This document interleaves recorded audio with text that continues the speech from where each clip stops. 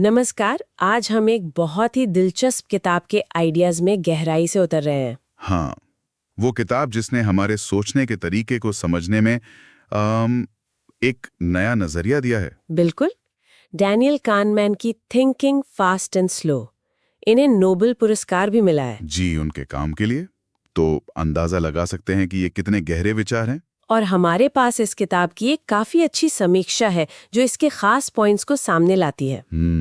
तो हमारा मकसद है कानमैन के नजरिए से समझना कि हमारा दिमाग असल में कैसे काम करता है, मतलब वो दो तरीके कौन से हैं। और ये जानना कि ये हमारी रोजमर्रा की जिंदगी के लिए, हमारे फैसलों के लिए इतने अहम क्यों हैं। मैं तो वाकई ये जानने के लिए बहुत उत्सुक हूँ कि ये दो सिस्टम, जैसा वो कहते हैं, हमारे अंदर कैसे चलते रहते हैं। हाँ, ठीक है, चलिए इसे खोलते हैं। बिल्कुल। और ये समझना बहुत दिलचस्प है क्योंकि ये सिर्फ कोई किताबी बातें नहीं है। हाँ, ये तो हम सब अनुभव करते हैं। सही। कानमैन असल में हमारे दिमाग के दो अलग अलग गियर या कह सकते हैं ऑपरेटिंग सिस्टम की बात करते हैं, अच्छा। जो लगातार हमारे विचारों को, हमारे फैसलों को, यहाँ तक कि हमारी भावनाओं को भी चला रहे होते हैं। हाँ, यही बात मुझे सबसे ज्यादा आकर्षित करती है। समीक्षा इन्हें सिस्टम 1 और सिस्टम 2 कहती है। जी। सिस्टम 1 तो मतलब एकदम बिजली की तरह तेज है, सहज, अंदर से आवाज आती है ना जैसे। हाँ, इंट्यूटिव। हाँ, इंट्यूटिव, भावनात्मक और पूरी तरह ऑटोमेटिक, जैसे किसी पुराने दोस्त को भीड़ में पहचान लेना। फटाक से। हाँ, या सुनते बता देना कि 2+2 कितने होते हैं। 4। सोचना भी नहीं पड़ता। बिल्कुल, बस हो जाता है। सही है। ये हमारा ऑटो पायलट मोड है एक तरह से। ये बिना किसी खास मेहनत के लगातार पीछे चलता रहता है। इसका काम है पैटर्न पहचानना, माहौल को समझना और तुरंत रिएक्ट करना। और ज्यादातर समय तो ये बहुत काम का होता होगा। बिल्कुल। रोजमर्रा के हजारों छोटे मोटे काम हम इसी के भरोसे आसानी से कर लेते हैं। अगर आज छोटी चीज पर सोचने बैठ गए तो शायद बिस्तर से भी ना उठ पाए। हाँ, कुछ ऐसे ही। और फिर आता है सिस्टम 2। ये एकदम उल्टा है। बिल्कुल ऑपोजिट। धीमा, जानबूझकर किया जाने वाला काम, तर्क पर आधारित, और इसमें दिमागी मेहनत लगती है। हाँ, एफर्ट लगता है इसमें। जैसे अगर मैं पूछूं कि 17 गुना 24 कितना होता है। रुकिए। हाँ, सोचना पड़ेगा, ध्यान लगाना पड़ेगा। है ना? या कोई नई भाषा सीखना हो, या टैक्स फॉर्म भरना। हाँ बिल्कुल, इन सब में सिस्टम 2 का जोर लगता है। तो जहां सिस्टम 1 एक तरह से बिना ब्रेक वाली गाड़ी है, सिस्टम 2 सोच समझकर गियर बदलकर चलाने जैसा है। और देखिए, यहाँ दिलचस्प बात यह है कि ये दोनों सिस्टम सिर्फ अलग-अलग काम नहीं करते। अच्छा? इनके बीच लगातार एक खींचतान चलती रहती है, एक तरह का संघर्ष। ओके। सिस्टम 1 क्योंकि इतना आसान और तेज है, वो अक्सर ड्राइवर सीट पर कब्जा कर लेता है। ये हमारी मतलब एक नेचुरल टेंडेंसी है। हाँ, आसान रास्ता चुनना। बिल्कुल। मुश्किल तब आती है जब सिस्टम 1 उन स्थितियों में भी हावी हो जाता है जहां असल में सिस्टम 2 की जरूरत होती है। मतलब धीमी लॉजिकल सोच की जरूरत हो। हाँ, क्योंकि सिस्टम 1 शॉर्टकट लेता है, वो भावनाओं पर, पिछले अनुभवों पर ज्यादा निर्भर करता है। तो ये हमें ऐसी गलतियों की तरफ धकेल सकता है जिनका हमें पता भी नहीं चलता। अच्छा, अनजाने में होने वाली गलतियां। हाँ, और किताब इसी अंदरूनी संघर्ष और इसके नतीजों की गहराई से पड़ताल करती है। और यहीं से बात वाकई दिलचस्प हो जाती है, जैसा कि समीक्षा में बताया गया है। समीक्षा इस बात पर बहुत जोर देती है कि ये किताब कैसे हमारे अंदर छुपे हुए सोचने के पूर्वाग्रहों, बायसेस को उजागर करती है। हाँ, कॉग्निटिव बायसेस। हम सब सोचते हैं कि हम बड़े लॉजिकल हैं, निष्पक्ष हैं, है ना? हाँ, ज्यादातर तो यही लगता है। लेकिन कानमान के शोध के हवाले से ये समीक्षा बताती है कि हमारी सोच अक्सर सिस्टम 1 के इन्हीं शॉर्टकट्स के कारण पटरी से उतर जाती है। हाँ, और कानमैन इन्हें संज्ञानात्मक पूर्वाग्रह कहते हैं। जी। ये सोचने के वो पैटर्न है जो हमें मतलब एक व्यवस्थित तरीके से गलत निर्णय लेने पर मजबूर करते हैं। अच्छा, सिस्टमैटिक गलतियां। बिल्कुल, ये सिस्टम 1 की देन है। देखिए, सिस्टम 1 दुनिया को समझने के लिए कुछ आसान नियम बना लेता है। नियम जैसे? अंगूठे के नियम कह सकते हैं, ह्यूरिस्टिक्स। जी। ये नियम ज्यादातर स्थितियों में काम कर जाते हैं, इसलिए हमें बड़े उपयोगी लगते हैं। लेकिन कुछ खास हालात में यही नियम हमें बुरी तरह गुमराह कर सकते हैं। जैसे दिमाग के बग्स हों, सॉफ्टवेयर में होते हैं जैसे। हाँ, अच्छा उदाहरण है। बिल्कुल, ये हमारे ऑपरेटिंग सिस्टम में पहले से मौजूद बग्स की तरह हैं। समीक्षा में कुछ खास पूर्वाग्रहों का जिक्र है जो काफी आम लगते हैं। जी। एक है अति आत्मविश्वास, ओवर कॉन्फिडेंस। हाँ, ये तो बहुत होता है। मतलब हम अपनी जानकारी या काबिलियत को लेकर जरूरत से ज्यादा भरोसा कर बैठते हैं। हाँ, मुझे पता है ये कैसे करना है। जबकि शायद पूरी जानकारी ना हो। हाँ, कितनी बार होता है ये? बिल्कुल। और ये सिर्फ व्यक्तिगत स्तर पर नहीं होता। आप देखिए, विशेषज्ञ भी इसके शिकार होते हैं। अच्छा, जैसे डॉक्टर अपने डायग्नोसिस को लेकर अति आत्मविश्वासी हो सकते हैं, या कोई फाइनेंशियल एडवाइजर अपनी भविष्यवाणी को लेकर। दूसरा अहम पूर्वाग्रह है नुकसान से बचना, लॉस अवर्जन। लॉस अवर्जन, इसका क्या मतलब हुआ? इसका मतलब है कि हमें कुछ खोने का डर हाँ। उतना ही पाने की खुशी से कहीं ज्यादा मजबूत महसूस होता है। अच्छा, मतलब अगर मुझे 1000 रुपए मिलने की खुशी है, हाँ तो 1000 रुपए खोने का दुख उससे कहीं ज्यादा होगा। हाँ, रिसर्च तो ये बताती है कि दुख लगभग दुगना ज्यादा महसूस हो सकता है। अरे बाप रे, दुगना! जी अब सोचिए इसका असर निवेश के फैसलों पर क्या पड़ता होगा। हाँ, लोग रिस्क नहीं लेना चाहेंगे। बिल्कुल।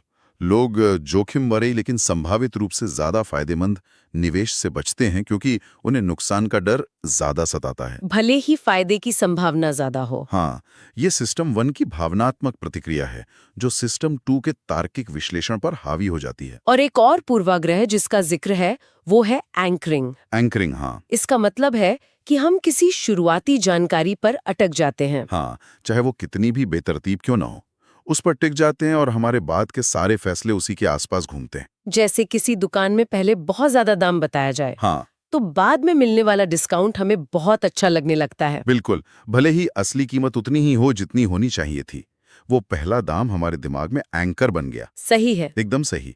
और अगर हम इसे बड़ी तस्वीर से जोड़ें, तो ये पूर्वाग्रह सिर्फ लैब के प्रयोगों तक सीमित नहीं है। नहीं, असल जिंदगी में दिखते हैं। हाँ, जैसा कि समीक्षा में बताया गया है, ये हमारी रोजमर्रा की जिंदगी को गहराई से प्रभावित करते हैं। जैसे आप घर खरीद रहे हो, नौकरी के लिए मोलभाव कर रहे हो, या ये तय कर रहे हो कि किस नेता को वोट देना है।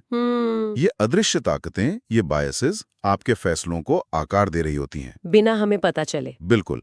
और kahneman की किताब की खूबी यही है कि वो इन पूर्वाग्रहों को सिर्फ लिस्ट नहीं करती। अच्छा, वो ठोस शोध और अक्सर चौंकाने वाले प्रयोगों के जरिए दिखाती है कि ये असल में कैसे काम करते हैं। जैसे आईना दिखा रहे हो। हाँ, बिल्कुल, हमें आईना दिखाने जैसा है। ये जानना कि हम इन अदृश्य धागों से बंधे हो सकते हैं, थोड़ा परेशान करने वाला तो है, पर जरूरी भी है। हाँ, जरूरी भी है। अच्छा, समीक्षा में एक और बात कही गई है जो महत्वपूर्ण है जी। कि किताब भले ही गहरी रिसर्च पर आधारित है, इसमें काफी मनोविज्ञान है, हाँ, अकेडमिक है। लेकिन इसे आम पाठक के लिए सुलभ बनाया गया है, मतलब समझने लायक। हाँ, ये kahneman के लेखन की एक बड़ी ताकत है। उन्होंने कहानियों और उदाहरणों का खूब इस्तेमाल किया है।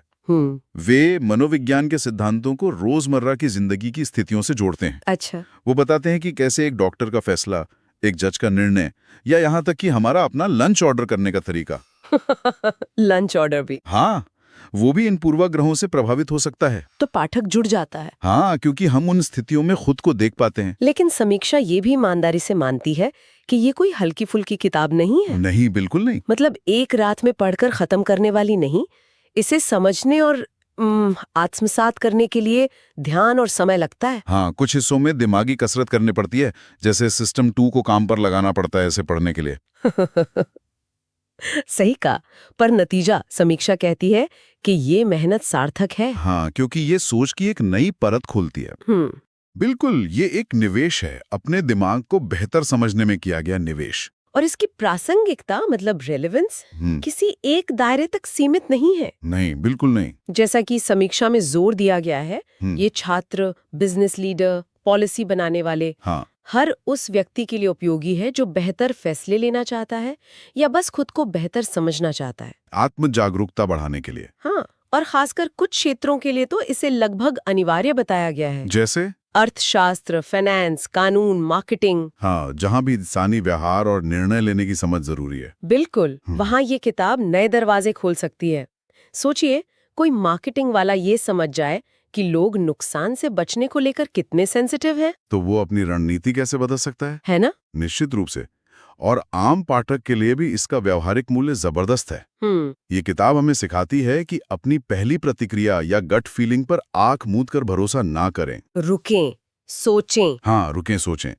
क्या ये सिस्टम 1 की तेज सहज प्रतिक्रिया है या सिस्टम 2 का धीमा तार्किक विश्लेषण? ये हमें अपनी सोच पर सवाल उठाना सिखाती है।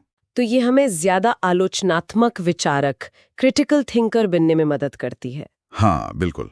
और आज की दुनिया में जहां हर तरफ से सूचनाओं और रायों की बमबारी हो रही है, हाँ, ये तो बहुत जरूरी है। ये क्षमता पहले से कहीं ज्यादा जरूरी है। ये किताब एक तरह का मानसिक टूल किट देती है। अच्छा, टूल किट। हाँ, जिससे हम सूचनाओं को बेहतर तरीके से प्रोसेस कर सकें और ज्यादा समझदारी भरे निष्कर्ष निकाल सकें। ये एक महत्वपूर्ण सवाल उठाता है क्या? कि हम इस जानकारी का इस्तेमाल रोजमर्रा की जिंदगी में कैसे करें। जानना एक बात है, हाँ, पर इन पूर्वाग्रहों को अपने फैसलों के पलों में पहचानना और उनका मुकाबला करना बिल्कुल दूसरी बात है। ये तो है। जानना और करना दो अलग बात है। बिल्कुल।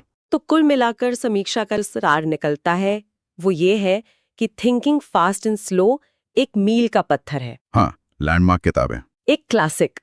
ये सिर्फ जानकारी नहीं देती, बल्कि हमारे दिमाग को देखने का हमारा नजरिया ही बदल देती है। हाँ, ये हमें हमारी अपनी दिमागी सीमाओं के प्रति विनम्र बनाती है। विनम्र कैसे? ये हमें याद दिलाती है कि हम उतने तार्किक नहीं हैं जितना हम खुद को समझते हैं। अच्छा। हमारे फैसले अक्सर ऐसी भावनाओं, यादों और शॉर्टकट से प्रभावित होते हैं जिनका हमें होश तक नहीं होता। ये एक तरह से हमारी बौद्धिक अहंकार, इंटेलेक्चुअल एरोगेंस को चुनौती देती है। ये वाकई एक शक्तिशाली संदेश है। समीक्षा इसे इंसानी व्यवहार और निर्णय लेने पर लिखी गई सबसे फायदेमंद और परिवर्तनकारी किताबों में से एक मानती है। और इसका प्रभाव समय के साथ कम नहीं हुआ है। इसने न सिर्फ अकादमिक क्षेत्रों जैसे मनोविज्ञान और अर्थशास्त्र को गहराई से प्रभावित किया है, बल्कि ये अनगिनत लोगों को अपनी सोच और व्यवहार को बेहतर ढंग से समझने में मदद कर रही है। सही। ये उन किताबों में से है जो पढ़ने के बाद भी आपके साथ रहती है, आपके सोचने के तरीके पर असर डालती रहती है। तो इस सब का क्या मतलब है? इस पूरी चर्चा और समीक्षा का निचोड़ शायद यही है कि हमारे अंदर सोचने के ये दो सिस्टम काम कर रहे हैं।